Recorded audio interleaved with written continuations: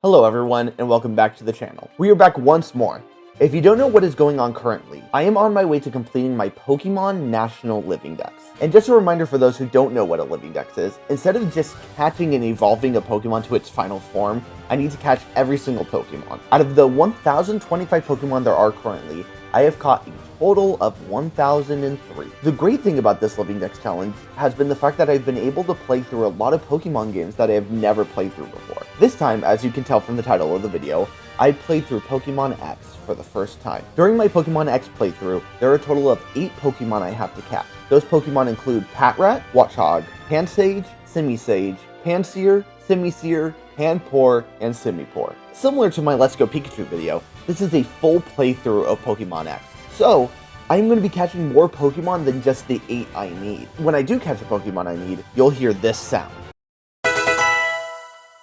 But without further ado, let's get into it. We woke up in our house in the town of Vanillville. We get ready for the day and head downstairs where our mom tells us to go say hello to our neighbors. We walk outside and are greeted by 2 strangers, Serena, who is our next door neighbor, and Shauna. Serena informs us that Professor Sycamore, the professor of the Kalos region, has a request for 5 kids, including the 3 of us. Shauna also informs us that we are going to get a Pokemon, so off we go, heading out of Vanillville through Route 1 into Aquacord town. As we turn the corner, Shauna shouts over to us. Shauna and Serena are sitting next to 2 boys, Tierno and Trevor. Tierno has the 3 Pokemon that Professor Sycamore is letting us choose from. We go ahead and choose Froakie to be our starter and partner Pokemon for this journey, with Serena choosing Chespin and Shauna choosing Fennekin. Trevor then gives us the Pokédex, with Tierno also giving us a letter from the professor himself to give to our mom, so back to Vanillville we go. But before we leave, Shauna challenges us to our very first Pokemon battle, which, thanks to Froakie being a water type, we were able to take down Shauna and her Fennekin. Making our way back to our house, our mom informs us that the letter from Sycamore says that he wants us to go to Lumiose City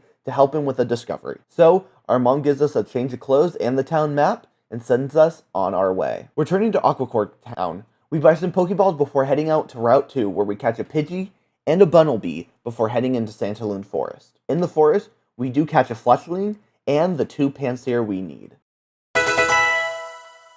We fight through the trainers on Route 3 and then enter Santaloon City, the location of our first gym battle. After a quick introduction to the Pokemon Center, we head to the Santaloon City gym, where we are stopped by a trainer named Rinka. Rinka is surprised we don't have a pair of roller skates, but if we beat her in a Pokemon battle, she'll give us a pair. So, after a quick victory, Rinka gives us the skates and rolls away. Entering the gym, we slide down the spiderweb and meet the gym leader, Viola. And I'll admit, this battle did not treat me well. It took me a couple of tries to beat the gym, but finally, we were able to defeat Viola and her bug-type Pokemon and obtain the bug badge. We head out of the gym and meet Alexa, Viola's older sister, and she gives us the XP share as we head out of Santaloon onto Route 4. On this route, we fight some wild Pokemon, fight some trainers, and evolve our Froakie into Frogadier. At the tunnel outside of Lumiose City, we meet 2 strangers in white named Cinna and Dexio. They help Professor Sycamore by battling with Fairy-type Pokemon against other Pokemon. They offer to show us the way to Professor Sycamore's lab, so we follow. Inside the lab, we take the elevator to the 3rd floor to the professor's lab. Sycamore introduces himself properly to us and says that when he heard we had moved to Vanillville, he knew he had to invite us to join his team at his lab. Serena and Shauna walk into the office, and Sycamore suggests that we all have a Pokemon battle. It's Shauna versus Serena, and Sycamore versus myself. What is interesting about this battle is that Sycamore's team consists of Bulbasaur, Charmander, and Squirtle, all 3 Kanto starters. So, after our victory over Sycamore, he provides us with the opportunity to pick out another starter Pokemon, one of the 3 Kanto starters we just fought. While I was trying my best not to emulate my Let's Go Pikachu team, I remember how effective Venusaur ended up being when it came to the late game, and I needed a Grass-type Pokemon on my team as I already had a Water-type in Frogadier and a Fire-flying type in Fletchling, so Venusaur was the obvious answer for me to choose. After choosing our Kanto starter, Sycamore gives us the Megastone for Venusaur, Venusaurite. After Tierno and Trevor walk into the room, Sycamore tells us that the reason he brought us to his lab was to solve the biggest mystery in the Kalos region, Mega Evolution. He explains that Mega Evolution is a new evolution that can only take place in battle. He then directs us to Camphor Town to investigate more about Mega Evolution. Making our way back to the 1st floor of the lab, we see a mysterious redhead fellow talking to Cinna. She calls us over, and the man introduces himself to us as Lysander. He says he is focused on a brighter future for all of Kalos. He then walks off, wishing us luck on our journey. Before we leave the lab, Serena and Shauna tell us to meet them at Cafe Soleil. So, off we go. Entering the cafe, we see Lysander talking to a woman in white. Once he notices us, he tells us that the woman is Diantha, one of the best actresses in the Kalos region. As Diantha walks out of the cafe, she mentioned that she is also a trainer and would love to battle us sometime. Serena then asks us if we would like to be her rival and compete with her to become the strongest trainer in the region. So, off we go to Route 5 in Campfire Town. As we exit the Route 5 tunnel outside of Lumiose City, a Lucario runs right up to us and starts circling us. Lucario's trainer skates up right behind him and introduces herself as Karina, who just so happens to be the gym leader of Shalar City. She wishes us luck on our badge quest and skates away. Walking down Route 5 a bit, we bump into Tierno and Trevor. Tierno asks us to battle, and once he loses, Tierno says that he's just going to stick to his dream of being a dancer. We finally make our way to Campfire Town, where we meet up with Shauna in the Chabanais Castle. When asking the tour guide if the castle has any connections to Mega Evolution, someone comes rushing in to tell the guard that it's back. The two gentlemen head over to Route 7 to take care of the problem. We follow them to Route 7, where a Snorlax is sleeping in the middle of the bridge. The tour guide says that he used to have a Pokeflute, but it was taken by the owners of the Parfum Palace. After crossing Route 8, we make our way inside the palace with Shauna. We see the owner of the palace freaking out as he has lost his Furfrou, so in order to get the Pokeflute back, we need to go look for the said Furfrou. After fighting the Poodle Pokemon and cornering it in the garden, the palace owner wants to celebrate with fireworks and graciously gives us the Pokeflute. Before leaving, Shauna asks the butler of the palace if he knows anything about Mega Evolution, but unfortunately he does not, like most people in Kalos. So we go back to the Snorlax on Route 7, and after battling it, we continue our way down the route. Continuing down Route 7, we have a double battle with Serena, Trevor, and Tierno, but we finally make our way to Ambrette City, so we can talk to the scientists at the Fossil Restoration Lab to see if they know anything related to Mega Evolution. The scientists tell us that while there isn't anything that they know about Mega Evolution, they urge us to go to the dig site in the Glittering Cave to check out some fossils. We head down Route 9, on a Rhyhorn through the rocky path all the way to the entrance of the Glittering Cave. We make our way down the winding paths of the cave, encountering Pokemon around every corner, most of them having Mega Evolutions. When we encounter someone in a red suit, we figure out that they are a grunt from some team called Team Flare. After defeating the grunt, they tell us that they aren't the only member of Team Flare in the cave. We make it to the bottom of the cave, where we encounter two different Flare grunts, and with help from Serena, we take them down. Talking to the scientist at the end of the cavern, he thanks us for getting rid of the Team Flare members and lets us choose between the two fossils he found. The Jaw fossil, which turns into Tyrantrum, and the Sail fossil, which turns into Amora. We decide to go with the Jaw fossil. We met back up with the scientist from the cave at the Restoration Center, where he gratefully restored our Jaw fossil into a Tyrantrum to add to our party. We make our way down to the beach of Route 8 all the way down to Silage City, the location of our second gym battle. Entering the gym, we are tasked with climbing the rock walls and fighting the trainers until we encounter the leader of the rock-type gym, Grant. Using the full might of our team, we were able to take down Grant in one foul swoop and obtain the Cliff Badge. The next day, we start off by going down Route 10 to Geosenge Town.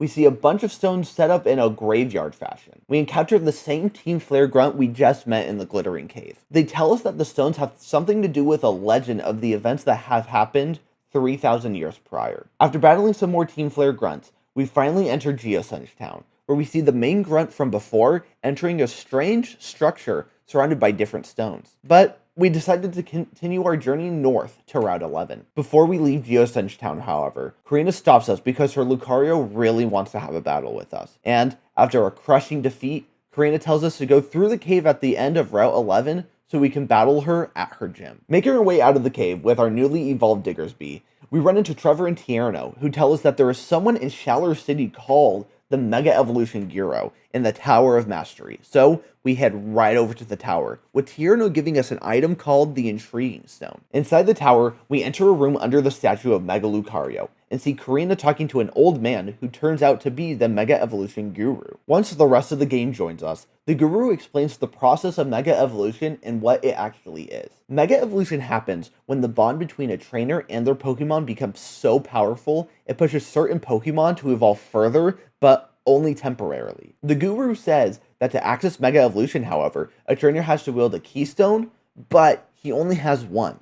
So, with the permission of Tierno, Trevor, and Shauna, Serena and I battle it out to see who can come out on top and claim the Mega Ring and the Keystone. To no one's surprise, we came out on top, defeating Serena's team. But the guru says before we can obtain the Megarine, we should battle Karina.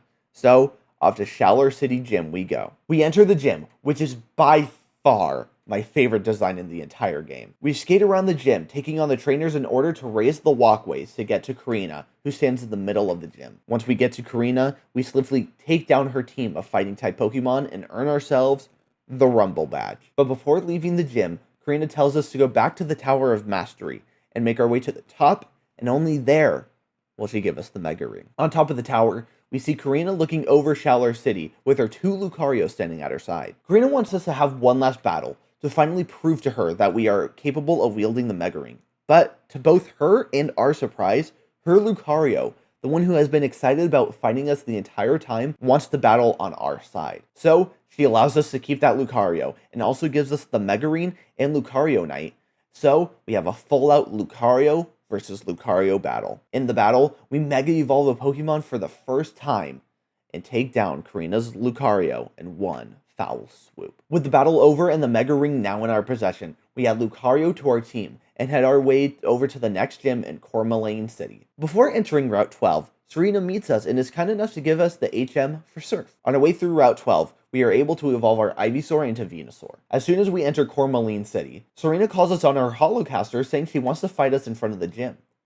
In order to get to the gym though, we have to take the trolley to the upper part of town. Inside the station for the trolley, we see Professor Sycamore and Diantha talking. Once he sees us, Sycamore congratulates us on obtaining the Mega Ring and achieving Mega Evolution. On his way out, he gives us the HM for the move Fly. We take the trolley up to the upper part of Lumiose City, where the gym is, to have our battle with Serena. After the battle, Serena expresses her confusion in herself as she doesn't understand how both of us could have started at the same time and from the same town, but both of us being leagues apart in terms of skill. With our battle done, I head inside the gym, where we have to climb and swing from vines until we reach Ramos, the gym leader, on top of the tree-like structure, similar to the gym back in Shalar City. Even though the gym is a grass-type gym, we were able to evolve our partner Pokemon Frogadier into my pride and joy, the king himself, Greninja. But with the help of our strong bird Fletchinder and the rest of our team, we were able to burn our way through the grass-type gym and obtain the Grass Badge. On the next stream we had,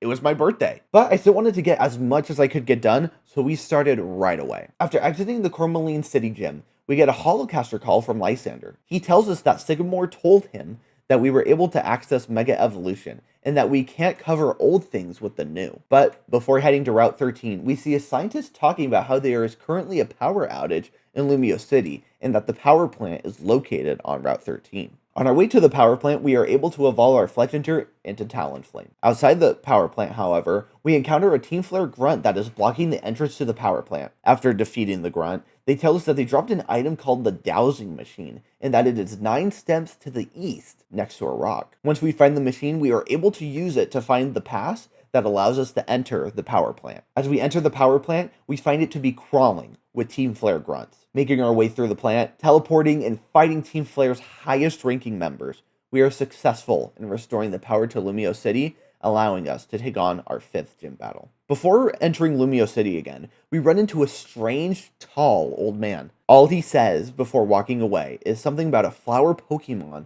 that was granted eternal life. We make it back to Prism Tower, where we are introduced to Clement, the electric-type gym leader of Lumiose, and his little sister Bonnie. The both of them welcome us inside to take on the gym as the lights of Prism Tower turn back on to shine bright once more. Inside the gym, we have to ride up the elevator of the tower, answering questions asked by Bonnie in order to advance to the next floor. After answering all her questions correctly, we finally make it to the top of the tower and take on Clement and his electric-type team. Our prize for defeating Clement in our gym battle is, as always, the Voltage Badge. Back outside the tower, Sycamore asks us to meet at the cafe we first met Diantha at. In the cafe, we see him and Lysander talking. Lysander tells us that he is actually the descendant of the King of Kalos's brother. Lysander wants to make the world a better place by using an ultimate weapon that will wipe the Earth, except for a select few, clean, allowing the planet to start anew. Lysander says that there aren't enough resources for everyone to share. He then walks out of the cafe, leaving us with a King's Rock. When we make it to Route 14, Serena challenges us to yet another battle. But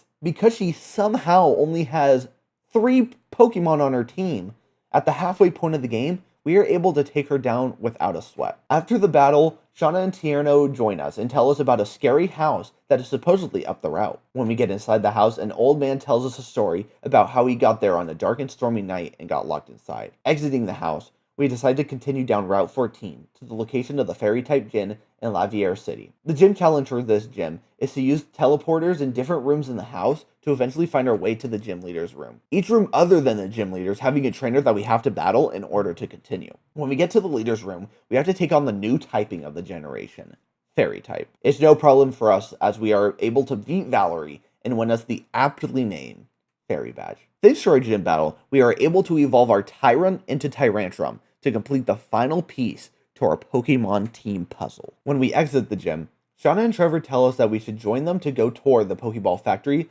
just north of Lumiose City. As we are heading up the stairs, we see a Team Flare grunt run down the stairwell. Entering the factory itself, we see that Team Flare has taken over, just like the power plant, and are attempting to steal all the Pokeballs that were made in the factory. We make our way fighting through the multiple grunts in the factory, heading all the way to the office where we have to fight a couple of Team Flare admin. After their defeat, the whole of Team Flare runs away, leaving the workers of the factory to return. As a token of gratitude, the CEO of the factory gives us a big nugget, and the prized possession of every Pokemon playthrough, the Master Ball. At the end of the stream, we make it through Route 15 all the way to Dandemil Town. But before we can get into the town, Professor Sycamore stops us to talk about Kalos's legendary Pokemon, Xerneas. Sycamore says that when people see Xerneas, they are so overwhelmed by the power of the Pokemon that they come away from the experience saying that it resembles the letter X. He goes on to say Xerneas brings life energy to both plants and Pokemon in the Kalos region. However, when Xerneas runs out of energy,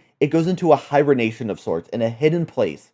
No one can find it. I sure hope no one finds that eventually, because that would probably be bad. The next stream started off with a bit of technical issues. We started the stream off by exiting Dandemil and starting the trek through Route 17 so we can get to Anastar City, the location of our next gym battle. Route 17 is covered in snow, and due to that, we have to ride a Mamoswine through the snow to the other side, similar to the Rhyhorn we rode back on Route 9. A trainer nearby lets us know that Mamoswine are all in Frost Cavern at the moment, so we head over to see what the problem is. When we get to the cavern, we are told that Mamoswine is concerned about something going on inside, and this is where the technical issues got bad. In an attempt to make my streams look more high quality, I started the stream so it could be viewed in 1080p. Unfortunately, my 8-year-old PC could not handle it, causing my camera to freeze and my 3DS capture to lag a lot. So, after a quick restart and setting the stream back to 720p, we were able to continue through Frost Cavern. And after battling through trainers and gliding through a lot of ice puzzles, we made it down to the bottom of the cavern, where once again Team Flare is harassing a Pokemon. This time, they are trying to get an Abomasnow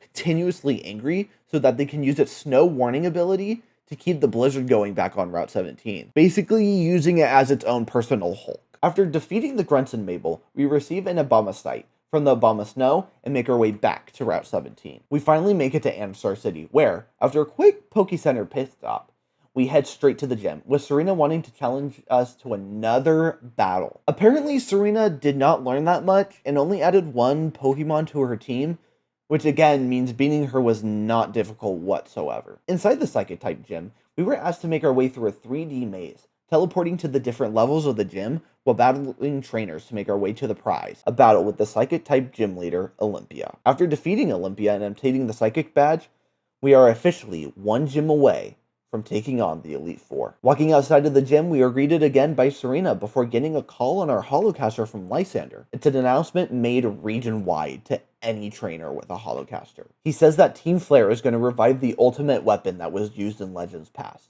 and anyone not already on Team Flare will be wiped out. So we headed back to Lumiose City and the cafe where we first met him. We find the cafe to be deserted, only occupied by 2 workers of the cafe, who turn out to be Team Flare agents in disguise. Taking them down allows us to enter the Team Flare secret base under the cafe. Once we reach the bottom of the base, we are immediately thrust into battle with Lysander, and after beating him, Lysander tells us that we can try to stop the weapon if we want to, but in order to do so, we have to go through the entire secret base to find the elevator key held by one of the Team Flare scientists. Taking the elevator to the lower levels, we see Lysander talking to the old man we saw way back on Route 13. He tells us about a legend from 3,000 years ago. One where a great war broke out against Pokemon. One where a man's Floette died in battle.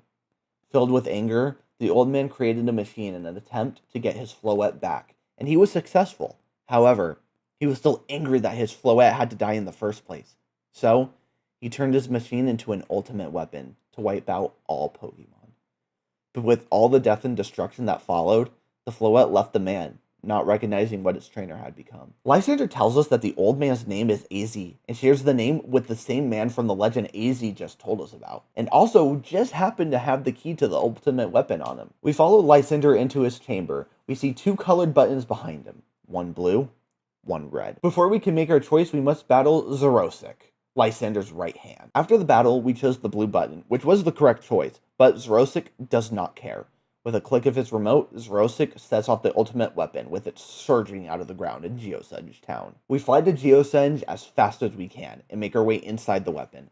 Serena joins us on our journey as we confront Lysander once more. Lysander reveals the power source of the weapon to be the energy of the legendary Pokemon, Xerneas, as it slumbers in the trees. Lysander then explains his motives to us. He's concerned about the amount of resources in the world, and that there aren't enough to go around or to be shared. Serena tries to argue, but when Lysander brings up the Mega Ring and how there was only one that wasn't shared, Serena is silenced. After a quick battle with Lysander, we race down to where Xerneas is being kept, fighting the rest of the highest members of Team Flare on the way. With the help of Shauna and a device from Clement, we are able to get Xerneas and free the legendary Pokemon, throwing us into a battle with it. Thanks to the Master Ball we got from the Pokeball Factory though, we are able to capture Xerneas and add it to our team. With his plans foiled, Lysander challenges us to one last battle. Assisting him this time, though, is a device that is supposed to mimic the Mega Ring, allowing him to Mega Evolve his Pokemon. But thanks to the power of our new friend Xerneas and the rest of my team, we take down Lysander, Team Flare, and the ultimate weapon once for all. With the threat of Team Flare gone, we are able to continue our gym challenge, so we fly back to Ansar City so we could take on our last gym. The last day of our Kalos journey was a long one. We started immediately by going down routes 18 and 19 to Snowbell City, the location of our final gym. To our surprise, the gym is actually closed. We are told by one of the gym officiants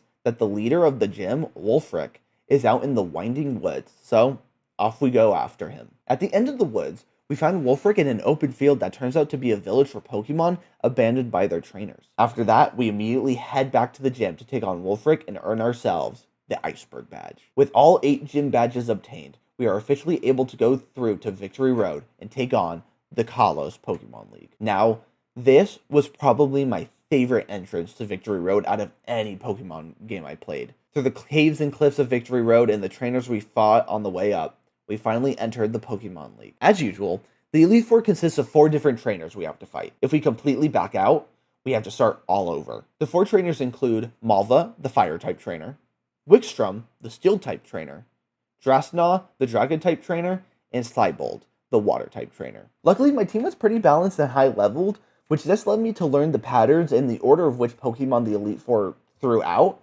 And once I did, I was able to get through to the champion in just 3 tries of the Elite Four. The current champion of Kalos ends up being Diantha, the famous actress we have encountered throughout our journey through Kalos. But after a climactic battle against Diantha and her Pokemon team, led by her Mega Gardevoir, we were able to become champion of the Kalos region. After becoming champion, our friend group, consisting of Trevor, Tierno, Shauna, Serena, and ourselves, are all called to Lumiose City for a celebration, thanking us for taking down Team Flare and saving the Kalos region. AZ approaches us too, asking us for one last battle. Once that battle is all said and done, a shining light comes down to us, with AZ's Floette returning him. Our story isn't done here though. We still have a couple of Pokemon to catch. On the list of Pokemon still left to catch is Patrat, Watchog, Pansage, Simisage, Pampor, and Simipour. Technically, Simisear is still on this list because while we already have the Pansear for it, we still have to evolve it. We started by going to Route 15 to catch a Watchog,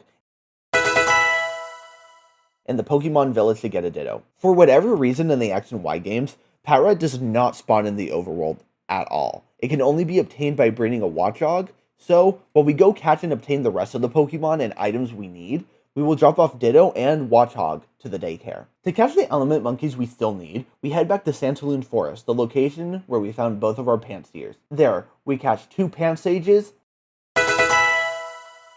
and 2 Panpours. To evolve the 3 element monkeys, we need to get a Firestone for Simisear, a leaf stone for semi-sage, and a water stone for semi-poor. Luckily for us, those stones can be found right in the same area. The leaf and water stones can be found on Route 8, and the fire stone can be found on Route 9. With the monkeys now evolved, we picked up our watchhog from the daycare and hatched the egg it laid to get our pat rat, therefore completing this portion of our National Dex journey. Pokemon X was definitely a special game for me. The story of the game was amazing and played amazingly smooth. I want to thank all of you for watching this video, as it was a good couple months in the making. If you like what you saw, please consider checking out the other videos in the National Dex journey and subscribing to the channel. Or check out my VOD channel to see the full journey. I am playing through the next part of this journey on my Twitch channel right now, so if you want to watch live, the link is down below to follow. I will see you guys in the next one. Happy gaming!